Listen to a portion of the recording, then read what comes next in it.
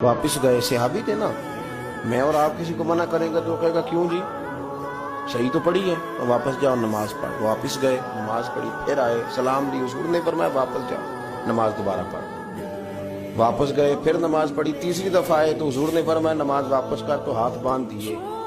ये जुमला अहले मार्फत के लिए है, वो खूब समझेंगे। अर्ज की सोने मुझे तो पढ़नी नहीं आती, महबूबा मुझे सिखाई दे, मेरी मदद ही कर दे। हुजूर पढ़नी नहीं आती, बताएं कैसे पढ़नी है।